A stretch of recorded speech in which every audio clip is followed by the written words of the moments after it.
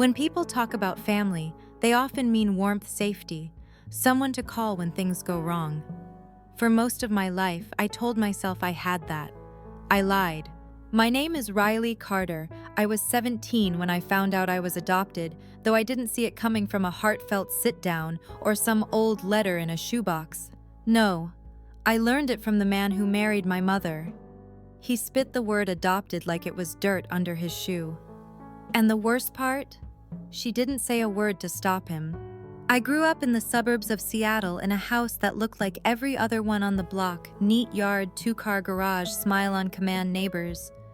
My mom Elaine taught piano from home, the kind of woman who wore cashmere even in the summer and smiled with her teeth but not her eyes. My stepdad, Dr. Stephen Carter, was a neurologist at a private clinic. He liked suits, silence, and power. Then there was Naomi, my stepsister, the golden one. 2 years older than me, valedictorian charity volunteer beauty pageant finalist. I was the creative one, which meant I was quietly told to stay out of the way. I never measured up, and I was too afraid to ask why. But even when the air was cold at home, I found heat behind a lens. Photography saved me before I understood what saving meant. I had my first camera at age 11, a second-hand Nikon from a garage sale courtesy of Uncle Arthur Mom's estranged older brother. The same man who everyone said had gone weird after retiring from the army. But to me, he was the only adult who didn't treat me like a cracked mirror. He'd send me letters with pressed wildflowers and articles about obscure photographers. Once he wrote, "You don't need anyone's permission to see beauty." I didn't realize then, but that single sentence would anchor me through the storm ahead. And the storm came fast. It started small, like all big collapses. I was making tea one evening after school. Naomi came downstairs, looked me dead in the eye, and said, "Stephen wants to see you in the study." Not Dad, Stephen. She always switched, depending on the audience. I walked in heart kicking against my ribs. Stephen sat in his leather chair like a king on trial day. He didn't even look up. "Riley," he said, "we need to talk about boundaries." My mind raced. What had I done this time? "You've been using the car without permission," he said. I asked Mom. She said I could. She doesn't make decisions when it comes to responsibility. I turned to Mom, who stood behind him like a shadow. Her mouth twitched, but no words came. Stephen stood up slowly, walked to the bar cart, and poured himself a drink. "You act like this is your house. You forget it's not. I live here. I've lived here my whole life. You were brought into this house out of charity." My chest tightened. "You think because Elaine raised you, you're owed something?" He turned. "Let me be clear. You are not blood. You are a guest." I froze. Guest, Stephen," Mom said softly. But he cut her off. "She should know. We're done pretending." I couldn't feel my hands. I walked out. Naomi stood outside the door, arms folded like she'd been listening. "Guess now you know," she said with a smirk. Better late than never. That night I sat in my room for hours, unable to cry. I opened my drawer and pulled out one of Uncle Arthur's letters. My fingers shook as I reread a line he wrote when I was 13 during one of the worst winters. "You're not broken. You're just being raised by people who don't know how to handle light." I didn't sleep that night. The days that followed were a blur of tight-lipped silences, and Naomi playing the piano loudly as if filling space with sound could erase the fracture in the air. Mom wouldn't talk to me about it. She just kept offering me food I didn't want and saying, "Let's not dwell on things." I started spending more time out of the house.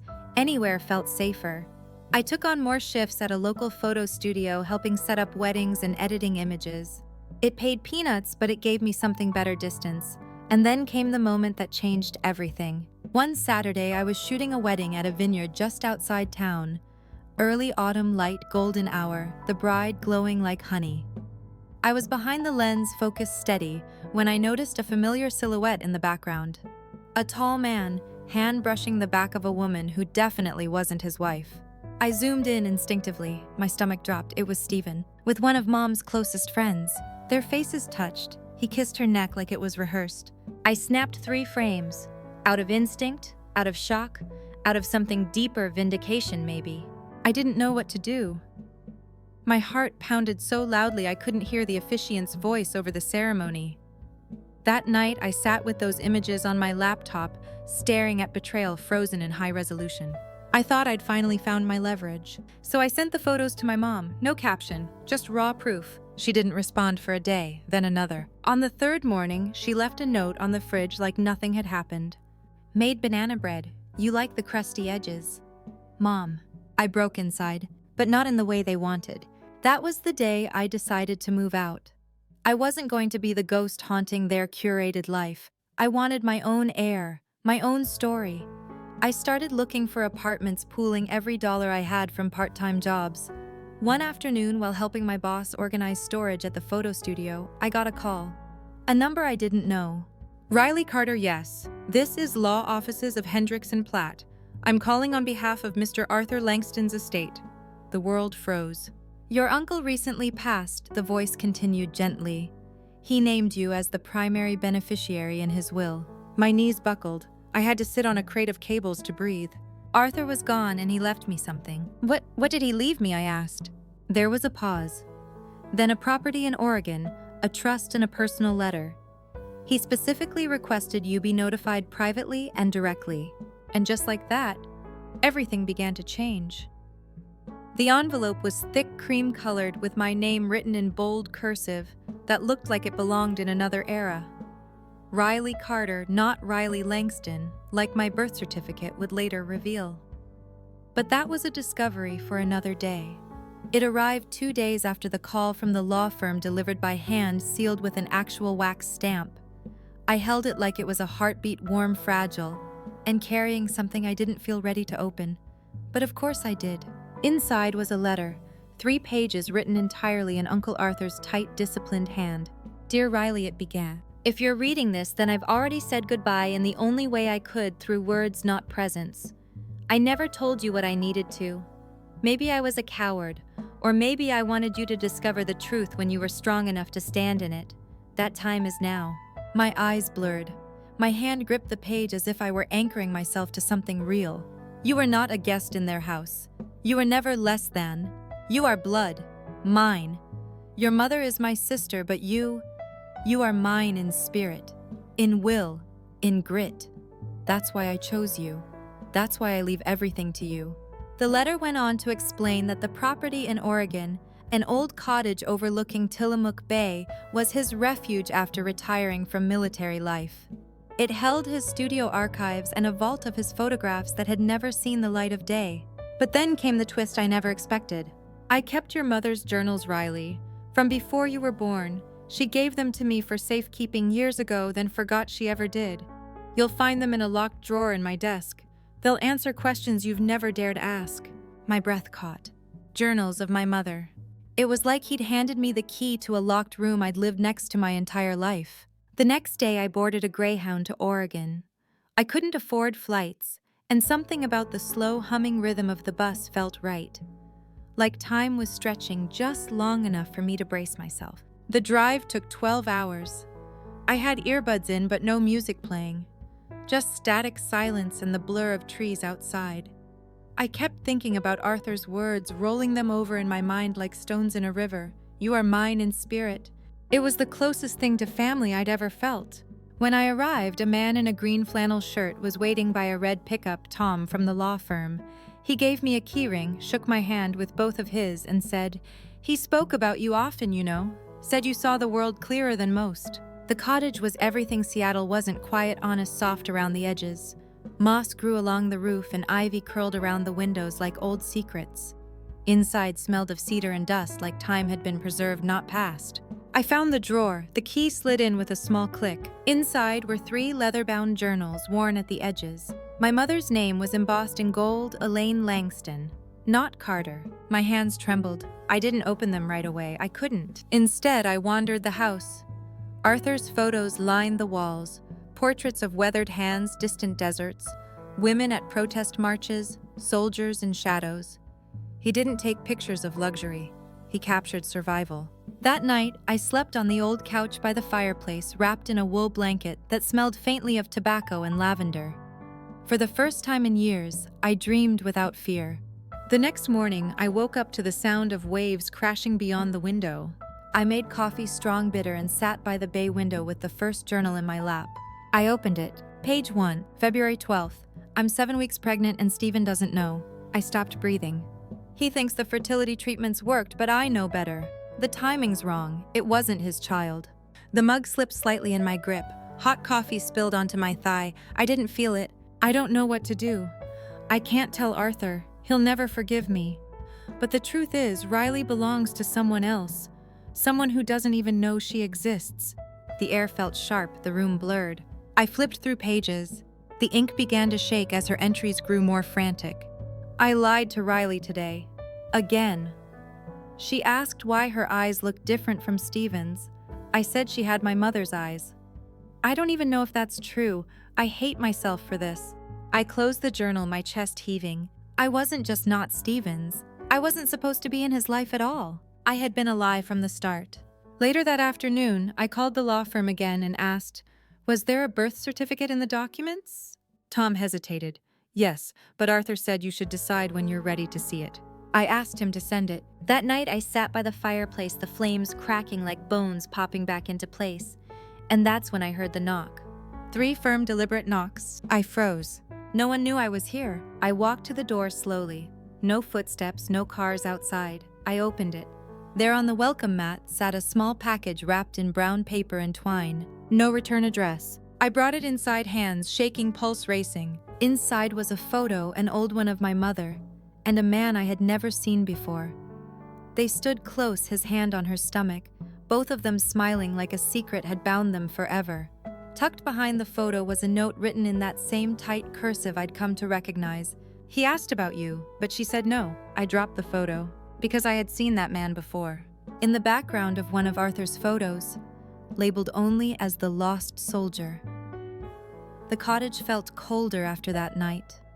Not in temperature, but in the way a house suddenly becomes unfamiliar when secrets seep through its walls. I stared at the photograph again, holding it beneath the lamp's yellow glow. My mother, younger, softer, and beside her him. The man with the deep-set eyes and military stance. His hand rested gently on her stomach like he already knew what was growing inside. My stomach turned. I flipped the photo. On the back, 2 faded words in fountain pen, Autumn, Fort Carson. I whispered it aloud. Fort Carson, Colorado. My mind raced through every photo Arthur had left behind. I had seen that man before, not once, but several times, always in the background, always labeled the lost soldier. I couldn't sleep. I pulled Arthur's albums off the shelves and lined them across the floor. Hours passed as I pored over each one. Dust clung to my palms, but I didn't care. Then I found an image from a desert deployment, maybe Afghanistan or Iraq.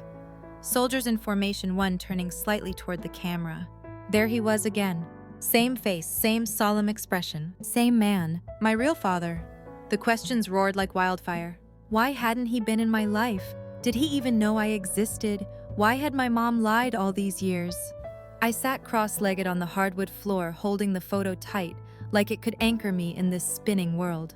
In the morning, I called the law office again. Tom answered, groggy but kind. "Sorry to bother you," I said, "but did Arthur ever talk about someone he called the lost soldier?" There was a pause. "You're talking about Michael Reyes." I gripped the phone. "That's his name." "Yes, they served together for years. But he disappeared off the grid after their final tour. Arthur said he turned down the medals, the retirement party, everything. Just vanished. No one's heard from him since. Why?" I hesitated. I think he might be my biological father." Tom exhaled slowly, as if a weight he didn't know he carried had just settled onto his chest. "That would explain a lot," he said quietly. That night I wrote a letter. Not to my mom, not yet, but to him, Michael Reyes. I didn't know where to send it. I didn't even know if he was alive. But writing it made him real. "Dear Michael, I don't know if you'll ever see this, but I believe you might be my father. My name is Riley, and I've spent 17 years being someone else's mistake, but now I need to know if I was ever your choice." I folded it and placed it next to the photograph on the nightstand, and then because I needed to breathe, I left the cottage. Tillamook Bay was glowing under a moody sky. Gulls cried above the dock. I drove aimlessly along the coastal highway, salty wind whipping through the open windows. I ended up in a small-town diner, neon sign blinking open like it was trying to convince itself. I ordered pancakes I couldn't finish and stared out at a family eating nearby. A father laughing with his daughter. She looked about 8. She spilled syrup on his jeans and he just laughed harder. I couldn't imagine Stephen reacting like that, ever. I paid and left. When I returned to the cottage, something was different. The front door was unlocked. I was sure I had locked it. I entered slowly, heart-pounding breath, shallow. Nothing looked touched, no drawers open, no signs of struggle. But when I walked into the living room, on the mantel was the photo. The same one. But now beneath it in black ink was a single line he always knew. I backed away, heart racing. Was someone watching me? Had someone been inside the house? I checked every lock, every window, every room. Nothing broken, nothing missing. I spent the night on the couch with a fireplace poker clutched in my hand. By morning, the fear had hardened into resolve. I had to go back. I had to face her, my mother. She had buried too many truths. If I didn't force the truth out, I'd drown in half-stories and old shadows. So I packed my things, placed the journal and photograph in my bag, and locked the cottage this time, double-checking every bolt. The drive back to Seattle was quiet, too quiet, but I needed that silence to steel myself for what I was about to do. When I arrived at our family house, the lights were on. The lawn was perfectly trimmed, like nothing had changed. Like the people inside weren't harboring truths that had fractured the very core of who I was. I knocked. Naomi answered. She blinked, caught off guard. "You're back? Where's Mom?" "In the kitchen." Her voice had an edge I couldn't read. I walked past her down the hall that had felt so suffocating all my life. Mom stood at the stove, stirring soup like she was waiting for a commercial break. She turned. "Riley." Her voice was warm, too warm. "I need to ask you something," I said, "and I want the truth." She wiped her hands on a towel. "Of course." I reached into my bag, pulled out the photograph, and placed it on the counter. Her face drained of color. "Where did you get that?" she whispered. "Who is he?" She didn't answer. "You lied to me," I said, voice rising. "All these years about who I am, where I came from, what I deserve." She shook her head. "It wasn't like that." "Then tell me what it was like." She looked at the photo again, and her shoulders sagged. That man, Michael, was a mistake I never got to fix. I took a step back. A mistake. Her eyes filled with tears. I loved him. Before Stephen. Before everything. But your grandfather, he would have disowned me. I was young. Foolish. And then Stephen proposed, and I needed security. A future. I felt like I was underwater. "So you let him believe I was his child?" "I had to," she whispered. "Michael wanted to stay, but I told him no. I pushed him away for the life I thought I needed. And when I came along, what was I, insurance?" "No." She stepped forward. "You were never that. You were my chance to fix things." I stepped back. "No, Mom. I'm done being someone's way to fix their life." I grabbed the photo and turned. "Where are you going?" she called. "I'm going to find him." I left the house without saying goodbye. Rain had started falling, slow, steady, and cold, as if the universe was gently urging me to stay grounded, to think. But I couldn't. My thoughts moved faster than the windshield wipers as I drove aimlessly through Seattle's maze of gray streets, clutching the steering wheel like it could stop the world from spinning. Michael Reyes. I said his name out loud for the first time. It felt like a key turning in a lock I hadn't even known was there. My real father. A man who had once loved my mother. A man who, by all accounts, had vanished. How do you find someone who doesn't want to be found? I spent the next few days buried in records, old military directories, Google searches, veterans forums, any lead I could chase. I even posted anonymously on a subreddit for children of estranged veterans. Most threads went nowhere. Then a private message came through. Michael Reyes, stationed at Fort Carson, 2004 to 2008. Quiet guy, always carried a dog-eared copy of Hemingway. I froze. That detail was in Arthur's journal. Only someone who knew him would say that. I responded quickly. The user claimed to be a retired medic who had served with Reyes during their last deployment. Said he heard Michael moved off-grid somewhere near Durango, Colorado after leaving the military. No phone, no email, just land a cabin and silence. It wasn't much, but it was something. I packed a small bag, gassed up the car, and left before sunrise. The Pacific Northwest faded behind me, replaced by endless stretches of highway, and then eventually by the vast open plains of Colorado. The Rocky Mountains rose in the distance like quiet sentinels. I drove through small towns with faded flags, pawn shops, and veteran murals on brick walls. Every time I passed someone walking a dog or sipping coffee on a porch, I wondered, could that be him? In Durango, I rented a tiny room in an old motel with stained carpets and a front desk man who looked like he hadn't cared in 30 years. I started asking around quietly. Local diners, a veterans center, a hardware store where I awkwardly asked about a man named Michael Reyes. Most people shrugged. Some looked at me like I was asking too much. Then one old woman, gray hair tucked under a knit beanie, paused as she bagged my groceries. "You said Reyes?" she asked. "The guy up off County Road 43. My heart leapt. "You know her?" She shrugged. "Not really. Doesn't come into town much. Comes by for canned goods and firewood. Pays cash. Doesn't talk. But I've seen him. Loner." "Do you know where I could find him?" She looked me over. "You family?" "I think I might be." She nodded, slow and thoughtful. "There's an old A-frame cabin up near Turkey Hill past the reservoir. Not many folks go that way." I barely slept that night. The next morning, I set out early, following her directions through winding roads, the elevation creeping up, the trees closing in. The air grew thinner, sharper. Finally, I saw a modest wooden cabin tucked between pine trees. Smoke curled from the chimney, a faded green truck parked beside it. There were no fences, no signs. Just wilderness and the hum of wind through needles. I parked a ways off, heart-hammering, palms sweating. Every instinct screamed at me to turn back, but I walked toward the cabin. I knocked once, then again. A full minute passed, then the door opened. A man stood in the threshold, late 50s, maybe, lean, but weathered face, lined like creased paper hair, salt and pepper. He wore a flannel shirt and jeans, and his dark eyes studied me with quiet caution. Yes, my throat tightened. I held up the photo. "This bit was taken in 2005, Fort Carson." His eyes flickered. I continued, voice trembling. "I think you knew my mother. Her name was Anna." His jaw clenched. "I'm her daughter," I said, "and I think I'm yours." The silence was brutal. He didn't speak, didn't deny it, didn't confirm, just stepped outside and closed the door behind him. We stood there for a long moment. The wind picked up. I suddenly felt very small. "Riley," he said finally, as if testing the name in his mouth. I nodded. "I always wondered." Tears stung my eyes. "Why did you leave?" He looked away, jaw tight. "It wasn't my choice. Your grandfather said if I stayed, he'd destroy her, her future, her family. I was just a young soldier. No money, no voice. I tried to reach her later, but she was gone. Married. Moved on." I swallowed. "Why didn't you try harder?" He looked down, eyes haunted. "Because I believed what they said. That you'd be better off without me." A silence passed between us, heavy and unforgiving. "I wasn't," I whispered. He closed his eyes. "I was raised by a man who resented me in a house where I was a reminder of everything unspoken." The wind rustled the trees like whispers. "I'm sorry," he said, voice breaking. I wanted to scream or hug him or run. Instead, I said I just needed to know who I came from, who I really am.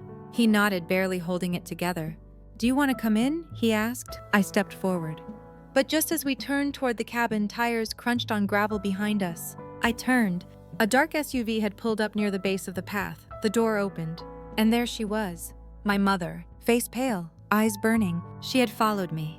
She stepped out of the SUV like a storm disguised in beige. Her heels crunched on the gravel, her coat too thin for the mountain air.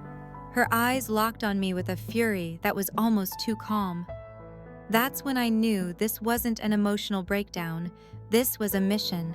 "Riley," she said sharply, as if saying my name could rewind the last 24 hours. Michael froze beside me. I felt his shoulders stiffen like an old injury triggered by memory. "Mom," I managed, voice low, heart thundering in my ears. She looked at him, then back at me. Her face was unreadable, but her mouth was set. "We need to talk. Alone." Michael didn't move. He just stood there, hands by his sides, eyes full of history. I could feel the tension between them like the air before lightning hits. I stepped forward, closing the space between her and me. "No, not this time. You don't get to drag me away and decide what's true." Her nostrils flared. "You don't know what you're doing." "I know exactly what I'm doing," I said, trying to keep my voice steady. "I came looking for answers. He gave them to me. You didn't." That landed. I saw it in the way she blinked too quickly. She looked past me, her voice sharp again. You had no right to tell her. Michael's jaw tightened, but his tone stayed low. She came to me. I didn't go looking. She's still my daughter, she snapped. And you gave that up 20 years ago. I didn't give it up, he said softly. It was taken. Silence fell, the kind that aches in your bones. I looked at her. For the first time, I noticed how tired she looked under the perfect makeup. Her mascara was beginning to smudge. Maybe from the cold, maybe not. You told me he left, I said, that he didn't want anything to do with us. She didn't respond right away. Then finally, because I believed it would protect you. Protect me from what I asked louder than I meant. From knowing the truth, from knowing who I really am. From pain, she said, from disappointment, from becoming someone who chases ghosts. Too late, I whispered. I grew up with pain. You just made sure I blamed the wrong people for it. Something shifted in her face. A crack in the armor. But she didn't apologize. She just stared at me like she was trying to memorize the version of me she couldn't control. Michael cleared his throat behind me. You both should come inside. It's cold. We didn't move. She was the one who finally looked away, her eyes scanning the forest behind us like she'd rather be anywhere else. Then without another word, she turned and walked back to her car. But before she opened the door, she said over her shoulder, You're making a mistake, Riley. That man isn't who you think he is. And then she drove off. I stood frozen in place until the sound of the engine faded into the trees. Michael didn't say anything. He just opened the door and waited. Inside the cabin was simple, clean, organized, nothing fancy. A wood stove glowed in the corner. Books lined the shelves. Old war medals in a box on the mantel. No pictures on the walls. No clutter. It felt like someone had made peace with solitude. I sat down on the worn leather couch. He poured tea, actual tea from a kettle, and handed me a mug without speaking. It smelled like cinnamon and earth. It grounded me. Is it true? I finally asked. Did you walk away? He sat across from me. No. I wrote letters. Dozens. Your grandfather returned them unopened. Said Anna had moved on. That she'd married someone better suited. Said if I tried to make contact again, he'd ruin me. Dishonorable discharge. Blacklist me from every post. I didn't have family, no backup. I believed him.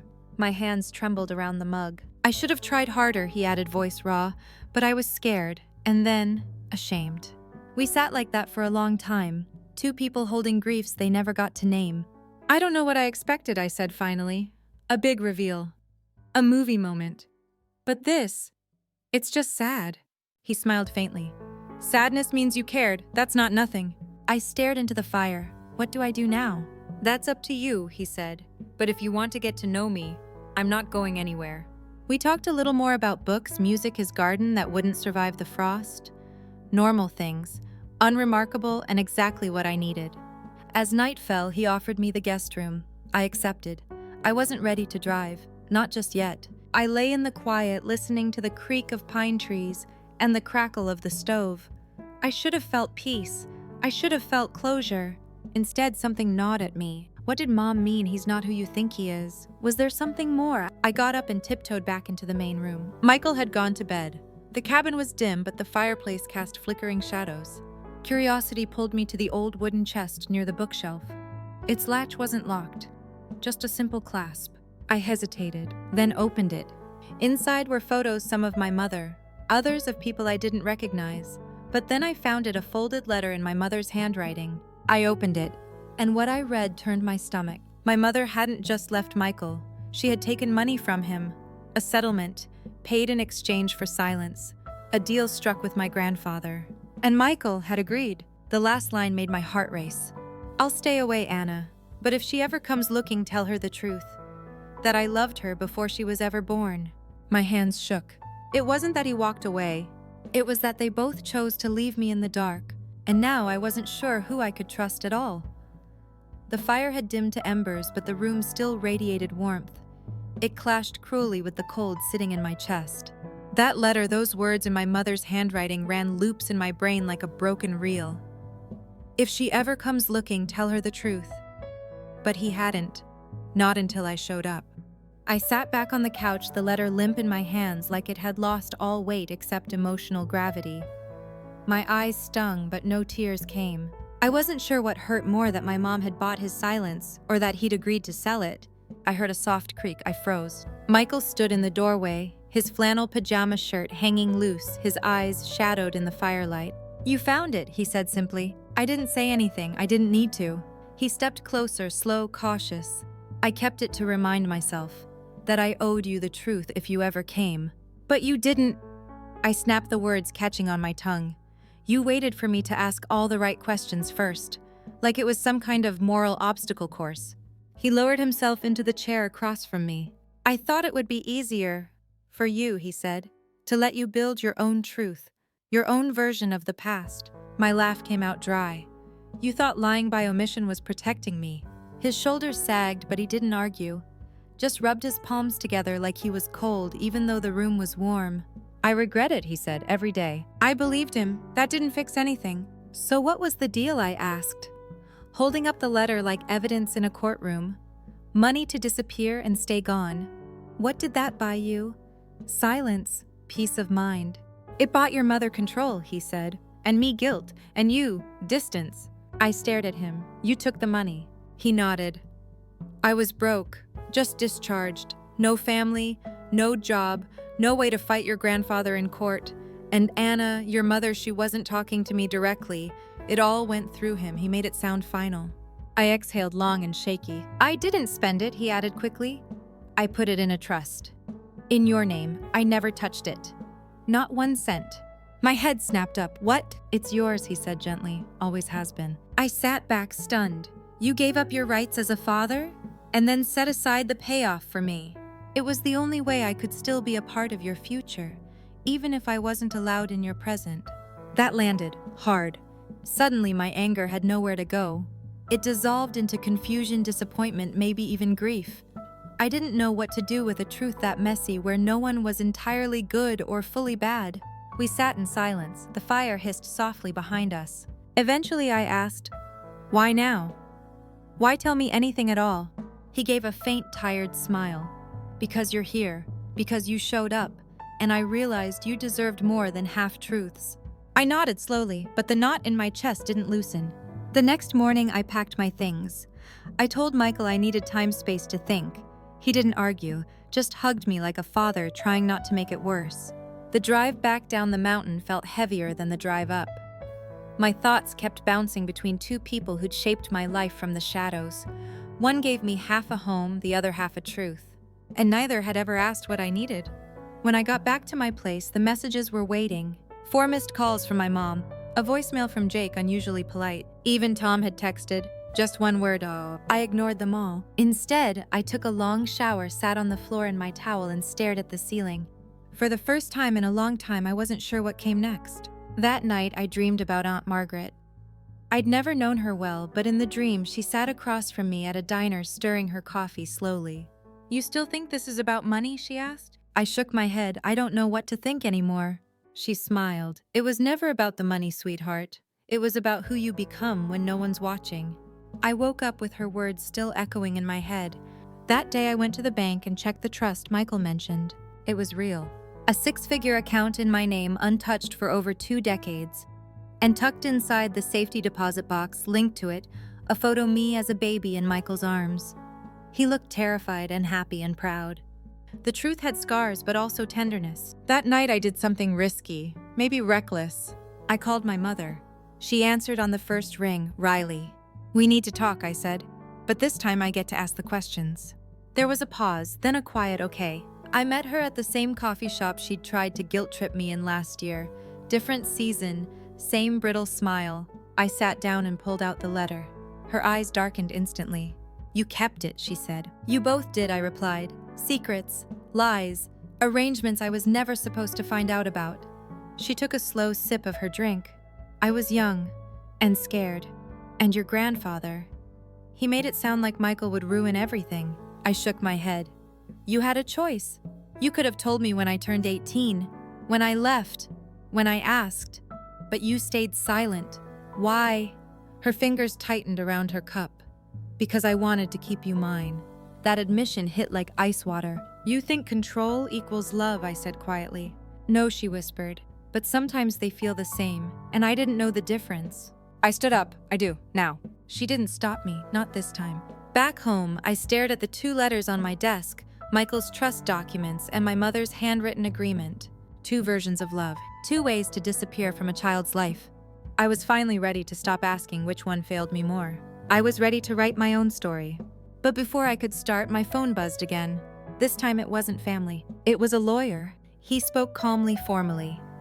"Ms. Carter, we need to speak with you about the estate of Margaret Evans. There are complications." My stomach turned. Complications. "Yes," he said. "It appears someone's contesting the will." The office smelled like lemon cleaner and recycled fear. I sat across from the lawyer, mid-40s, glasses slipping down his nose, fingers steepled like he was trying not to crush the air between us. "Someone's contesting the will," I repeated, already knowing who. "Yes," he said. "Stephen Carter." "Of course." My hands curled into fists in my lap. "He has no legal connection to Aunt Margaret." "That's true," the lawyer agreed. "But he claims undue influence. He says your aunt was coerced by you or possibly your father to change her will during a time when she was, quote, mentally and physically deteriorating."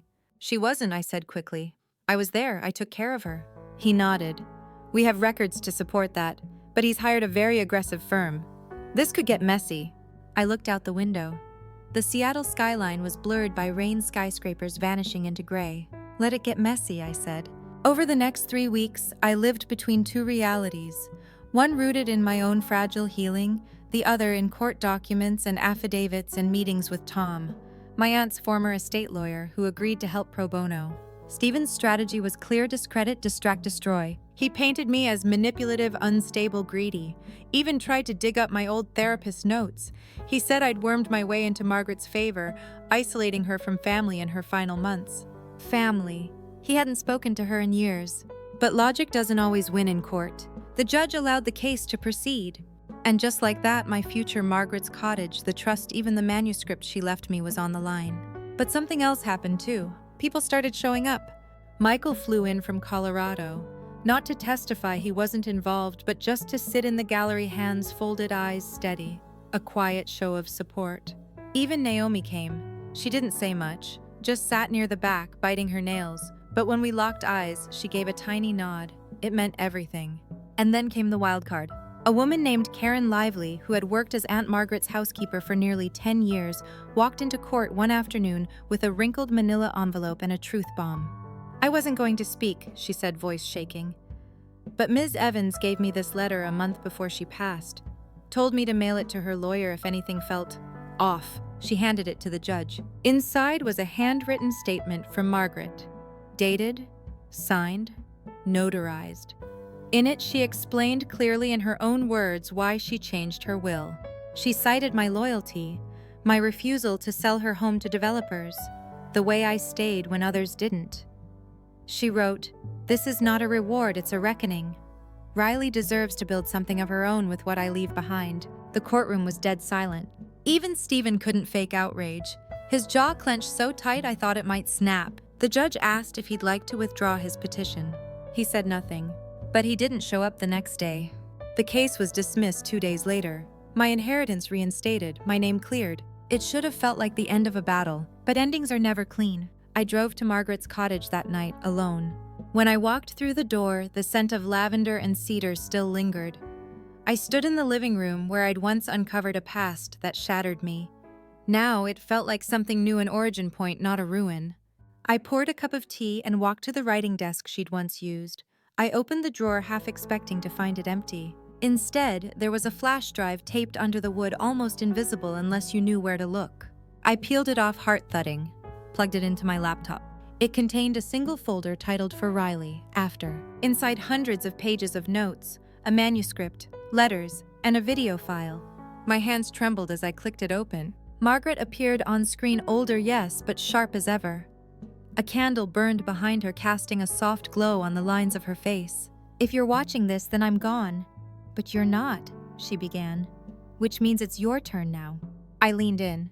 "I never had children, Riley, but I had regrets. And I had a front row seat to the damage silence can do in a family. That's why I told you to dig, to question everything. And now that you have, I need to give you one more truth." She paused, hands folded. "There was someone else. Someone your mother was afraid you'd find."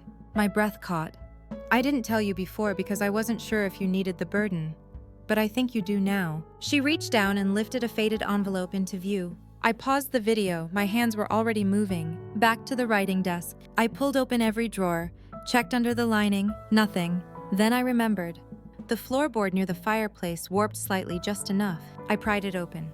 There beneath layers of dust was the envelope. It was addressed in thick block letters, Riley, open only when ready.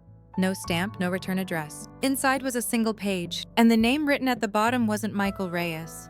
It wasn't Stephen Carter. It was someone I'd never heard of before. Story 2. I never imagined that the house I grew up in, brick red 2 stories, nestled on a quiet Columbus street, would become the stage for the worst betrayal of my life. It started as most family dramas do, with a mother who never let me forget I was second best. I still remember the summer afternoon when 12-year-old Evan came bursting through the front door, football helmet under one arm, radiant as a beacon. Our mother Mary practically glowed. She dropped everything, her baking, her grocery list, her polite conversation, and rushed to lift his chin, smoothing imaginary lint from his jersey. I sat on the stairs, wrestling trophy tucked under my arm like a forgotten toy. My medals lay boxed in the basement. Evan's participation ribbon from Little League hung framed in the hallway right next to our grandmother's portrait. That was Exhibit A of how things were tipped in his favor. Did you see him throw that perfect spiral Mom would crow, rounding up neighbors on her way to the First United Methodist Church potluck? Evan ate it up, puffing his chest like a peacock, basking in attention that felt like a kick in my gut. Meanwhile, I learned early that no matter how hard I threw myself into wrestling practice, placing in the state finals, twice my victories joined cobwebs underground.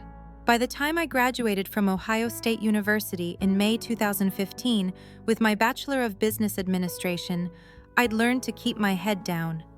I moved into a studio apartment north of campus, took every barista shift at the Starbucks on High Street, and sunk my pennies into OSU grads' job fairs. When I landed an entry-level sales representative position at Radiant Diagnostics, a regional distributor of MRI and CT imaging equipment, I thought my sacrifices had paid off. It was modest but honest work. I hung my own framed sales awards beside a worn Buckeye banner in my living room. Yet I still heard the echo of Mom's favorite refrain, "That's nice, honey." I heard Evan might be up for a promotion at his marketing agency. Evan, the guy who floated through 4 different great opportunities, pounding drinks at happy hour instead of typing proposals. The one who spent more time telling clients how charming he was than actually selling. He'd call me after another rejection, whining about how the corporate world was so unfair, so cruel. And every holiday, Thanksgiving, Christmas, his own birthday, Mom and Dad rolled out the red carpet. They'd buy Evan's favorite Texas-style brisket ribs from the local BBQ joint, bake him a scratch-made pecan pie for his December birthday, and invite the entire extended family. For me, a boxed red velvet cake from the supermarket, and a polite happy birthday Nick before they tuned back into Evan's cell phone call from Denver. I swallowed envy the way I'd choke down over-roasted Brussels sprouts because what choice did I have? I loved them. I loved being part of something. I just never fit their version of something. By the time I turned 23, Mom and Dad Bill, a retired insurance claims adjuster, and Mary decided to retire themselves. Dad kicked back in a lazy chair, flipping through golf magazines. Mom dragged me home under the guise of helping out until Evan and his wife Lena had kids. Their big plan, Mom and Dad would eventually move to Raleigh, North Carolina, to spoil grandbabies under the sweet southern sun. And me, I'd shuttle myself between part-time gigs, receptionist at a marketing agency, dinner server at a gastropub, and keep the house running, mowing the lawn, fixing leaky faucets, patching drywall, and repainting the deck with composite boards I installed myself. I didn't mind the work. I cared for them because I loved them. But every shared chore felt like a reminder. If I wasn't there, they'd lose everything. And that idea terrified me more than the bruises left by my old wrestling practice. When Evan's promotion stayed pending for the 5th quarter in a row, I picked up the slack. I paid the mortgage, The utilities even refinanced their home alongside theirs without their telling me they'd secretly borrowed against the equity to funnel thousands every month to Evan and Lena in their overpriced condo. I kept everything on autopilot, another brick in their fortress of denial, while Evan sipped craft IPAs and posted selfies from bar patios. At 27, he landed in Denver, living paycheck to paycheck, desperate for loans to cover a leased BMW and rent he couldn't afford. My parents, blind to evidence, deaf to common sense, always looked at me with those hopeful eyes, the ones that said, "You're our reliable backup." And I was. Reliable, available, and utterly trapped. One chilly October evening, I climbed the back wooden stairs, deck spars splintering under my boots, and pressed my palm against the sliding glass door. Inside, I glimpsed framed boasts, Evan's college degree from the University of Colorado, his marketing certificates, NFL tailgate photographs. My wrestling posters weren't even in the frame. My mother hovered in the kitchen arranging mashed potatoes and turkey gravy, talking nonstop into her iPhone about Evan's rough patch. Rough patch, that catch-all phrase for he's in debt again. I slipped into the living room. My father glanced at me ashamed before returning to his quiet corner. My mother plastered on a rehearsed smile. "Sweetheart, you remember how cozy we talked about making this place a bit more compact, right?" I nodded, watching her stir gravy like it was the solution to all family discord. "You mean when we discussed me moving out so Evan and Lena could move in?" She cleared her throat. "Well, your father and I thought it was time you focused on your own future. And maybe finding someone to settle down with." I closed my eyes, tasting bile. "You want me out?" In a kind way, she chirped, ladling more gravy. "But don't worry, you can keep paying rent on the new place." Rent. For a house I'd kept solvent for years. For walls I'd sanded and repainted, decks I'd built with my own calloused hands. I imagined every nail driven into those boards pulling at my chest, every paycheck funneled into their bank account, tightening around my throat. My pulse thundered. I tasted copper on my tongue. "Let me get this straight," I said, voice low, controlled. "You want me to leave the house I've been keeping up, keep paying rent elsewhere so Evan can move back in?" Mary lowered her spoon, eyes widening. "We thought it would be temporary until he got back on his feet." "Just like last time and the time before that," I whispered. My hands balled into fists. The kitchen lights seemed too bright, too accusing. Silence stretched taut as a wire. I took a step backward, bumping into the sofa. Every memory of being second best flashed before me. Evan's trophies, Mom's church announcements, Dad's silent nods of approval, all the love, the loyalty siphoned away to him. And now this. "I see," I said. My voice felt distant, hollow. I swallowed, fighting the urge to scream. "I'll think about moving out." I turned on my heel and walked away, leaving Mom's stunned face buried in the gravy bowl, Dad's defeated posture, and the entire house that I'd until tonight called home. As I reached the door, the floorboard under my heel creaked loudly, echoing through the hallway. Mom's voice followed me. "Nick, please don't be hasty." I opened the door and let the cool October air slice across my cheeks. I paused, hand on the knob, listening to the silence inside. This wasn't just another sacrifice. This was the moment I realized I couldn't be the spare any longer. Outside, I dropped my bag on the porch and slid the door shut behind me. In that heartbeat of darkness, I knew everything had changed. My future, my family, everything I thought I understood was unraveling. And in the stillness, I heard my own heartbeat loud enough to drown out the world. What would I do next? Nick stands alone on the front porch, the weight of years of unseen labor pressing down on him. Will he walk away for good, or will he unleash the plan he's been hiding in silence? I spent that night tossing and turning on the front porch, the chill October air soaking through my jacket. Every creak of the old deck sounded like a countdown, reminding me how much time I'd already wasted being their safety net. By sunrise, I'd made up my mind I would leave this house for good before they pushed me out themselves.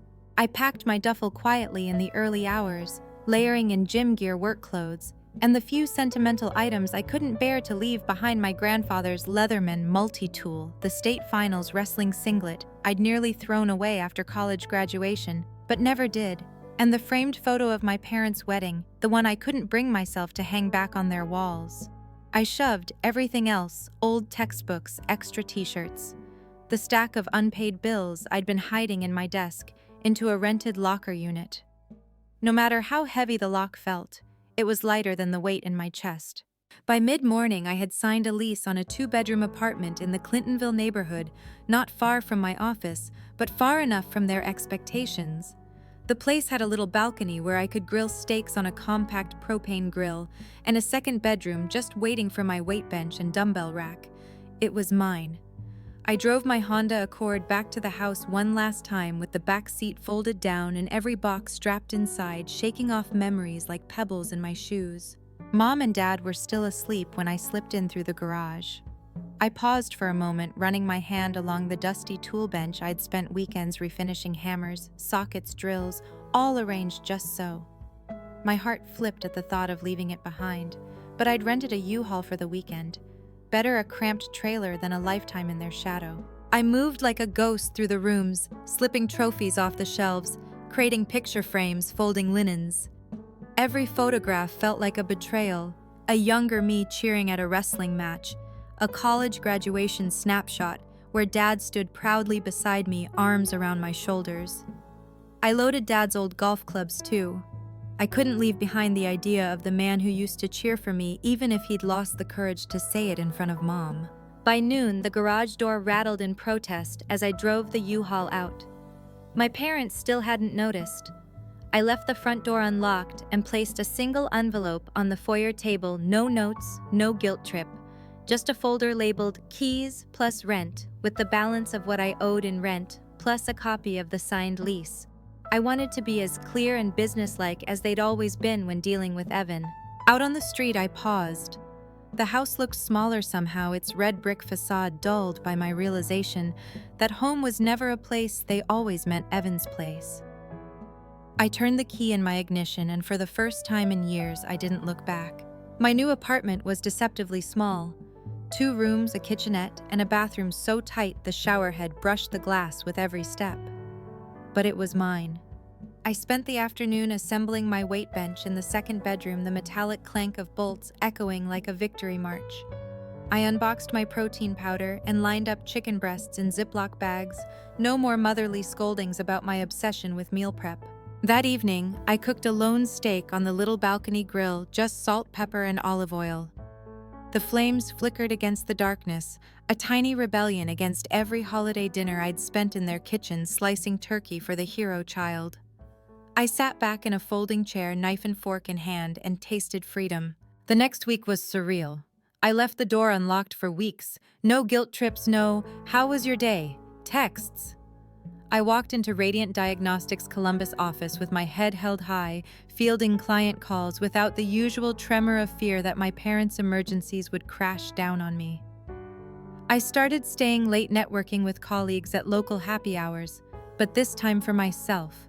My boss, Carla Jensen, congratulated me on the new lease. "Clintonville's a great spot, Nick. You'll love it." I did. I loved coming home to silence, loved the way my apartment smelled like clean walls and new carpet instead of Mom's meatloaf. I even started a small herb garden on the windowsill, rosemary, basil, thyme, the kind of little comforts I used to dismiss as frivolous. But at 7 p.m. on Thursday, the phone buzzed with an unknown number, area code 299. I almost let it go to voicemail, but something tugged at me. I pressed answer. "Nick, it's Uncle Tom." Uncle Tom, my father's younger brother, the one who'd always treated me like a son. I hadn't heard from him in years. My chest tightened. "Tom, hey, how are you?" His voice trembled. "Your parents, they're in trouble." My stomach knotted. "What do you mean?" He sighed louder now, as if he'd run out of air. "They took out a second mortgage on the house 3 months ago. They've been funneling money to Evan in Denver, thousands every month. They're behind on both loans, Nick. You need to call me back as soon as you can." A pulse drummed in my temples. I felt the air leave the room. "Tom, why didn't they tell me?" "Because they didn't want you to leave. They were desperate." His voice cracked. "They might lose the house." Every rational part of me screamed, "It's not your problem." But my chest felt like it would collapse. I sank onto the sofa, phone still pressed to my ear, the words "lose the house" echoing like a foreclosure notice stamped on my soul. The balcony door rattled in a late autumn breeze, the small herb pots clinking together in warning. And then I heard the muffled click of my own future slipping away. A single question burned hotter than any guilt. What would I do now? The line went dead. Silhouettes of basil leaves danced on the opposite wall, casting distorted shadows. I stared at them, heart-hammering. In that moment, I understood that walking away wasn't enough. They had weaponized my loyalty, hidden the truth, and gambled my sacrifices against their blind favoritism. If they lost the house, it would be on me too, my blood and sweat, my nights wrestling with fear. My palms grew slick. The air in my apartment felt too thin. I knew this was the twist I'd been waiting for, the moment the victim became the decision-maker.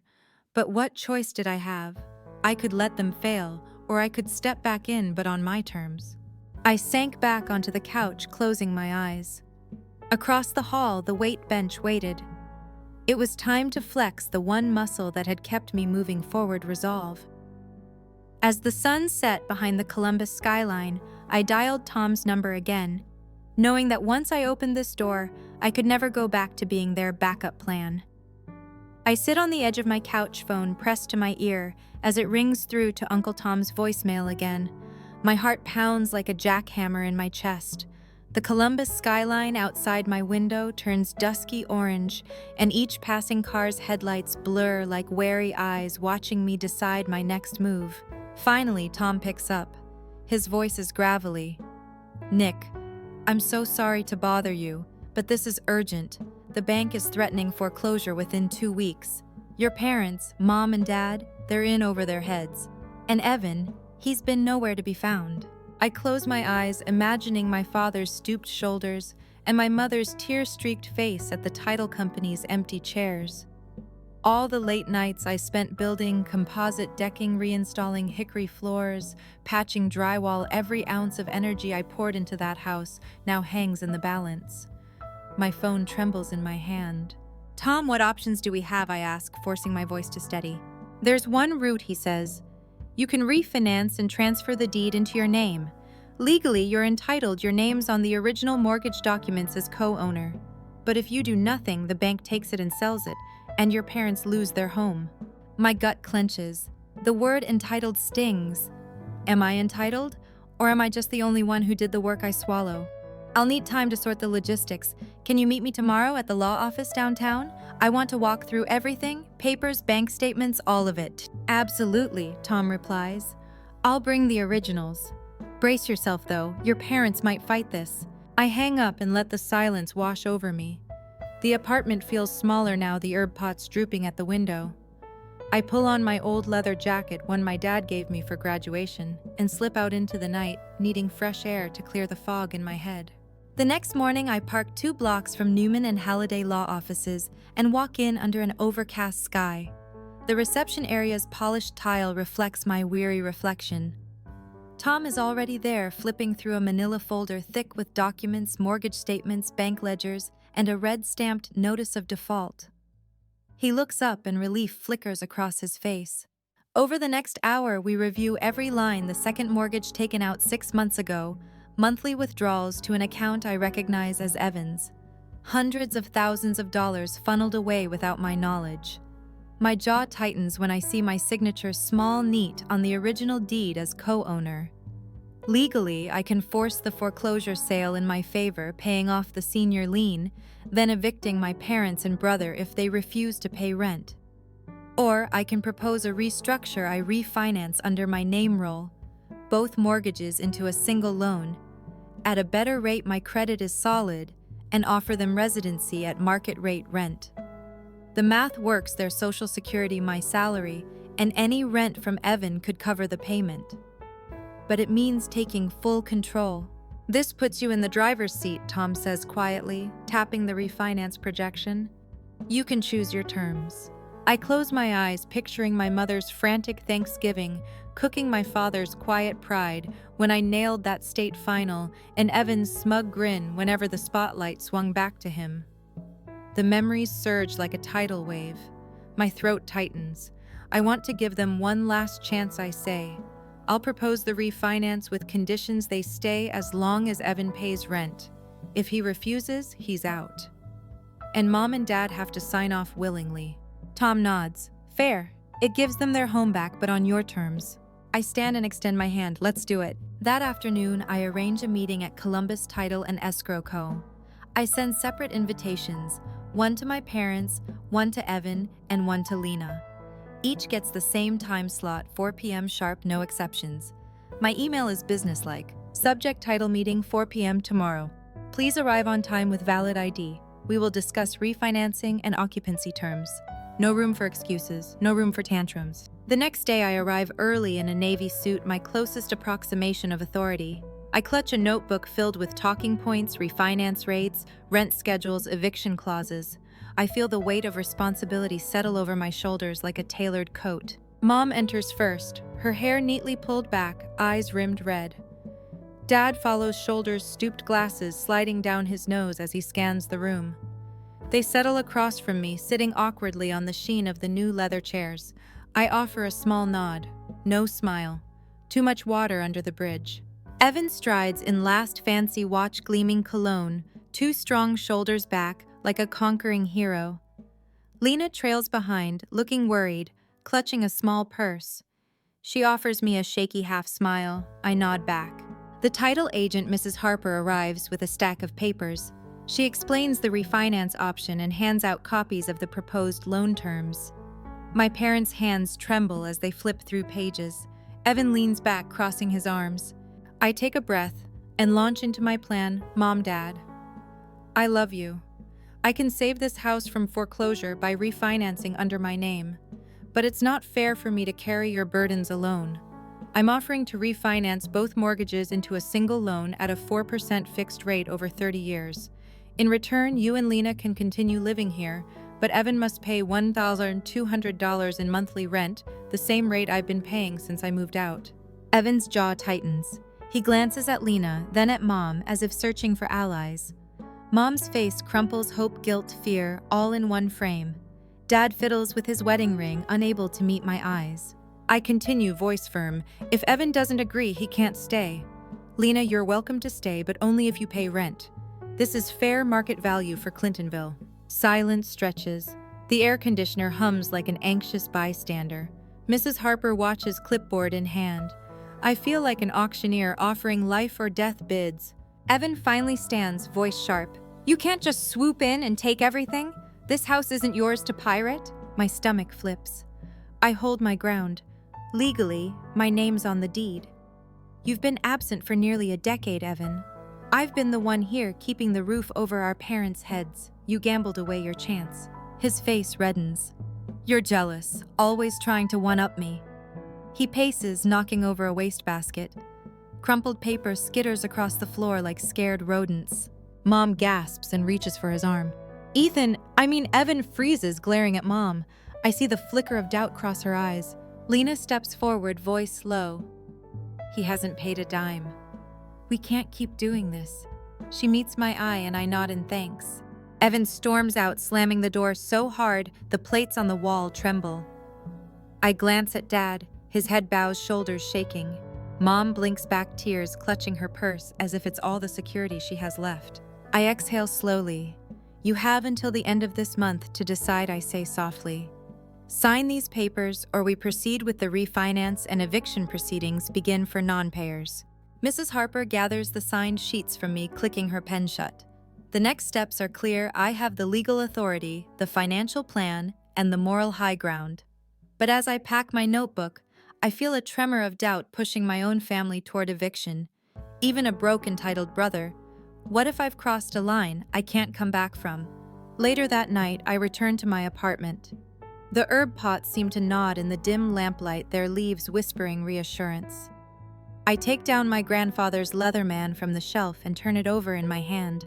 This tool fixed faucets, tuned engines, built decks.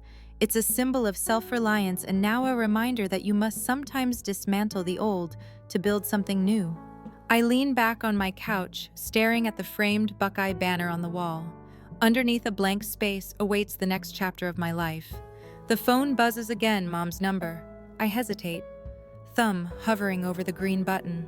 Do I answer or do I let her calls go to voicemail this time?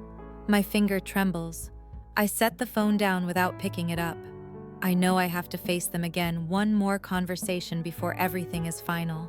And as the seconds stretch into minutes, I realize this sometimes you have to become the worst version of yourself to save what you love. My phone rings again. This time it's Dad's number. I lift it slowly to my ear, heart pounding. "Nick," he whispers, voice cracking. "We are ready to sign."